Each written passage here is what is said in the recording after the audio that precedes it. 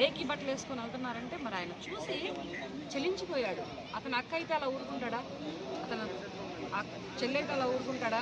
తన వదినైతే అలా ఊరుకుంటాడా? తన కూతురైతే అలా ఊరుకుంటాడా?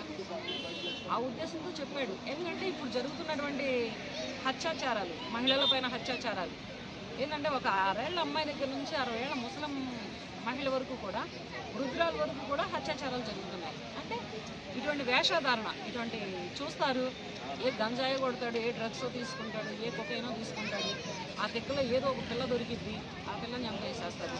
ముసలాం దొరికిద్ది, ముసలాం పాడు చేసి చంపేసేస్తారు. ఇట్లాంటివి జరగకుండా ఉంటే బాగుంటుందనే ఒక ఉద్దేశంతో మాట్లాడారు. సినిమా హీరోయిన్లు అయితే వేసుకోండి, ఎక్కడికి వేసుకెళ్ళాలి? అక్కడికే వేసుకెళ్ళాలి. మీ డ్రెస్సులే కానీ మీ ఎటువంటి డ్రెస్సులైనా వేసుకోండి, వేసుకోవద్దని చెప్పట్లేదు. కాకపోతే 10 మందిలో తిరుగుతున్నప్పుడు సాంప్రదాయమైన బట్టలు, కెమెరా ముందుల హాఫ్ శారీస్ ఎందుకు కడుతున్నారు హీరోయిన్లు? చక్కనైన చుడిదార్ ఎందుకు వేస్తున్నారు హీరోయిన్లు? చక్కనైన చీరలు ఎందుకు కడుతున్నారు? అది సాంప్రదాయం, సినిమాకి సాంప్రదాయం కనుక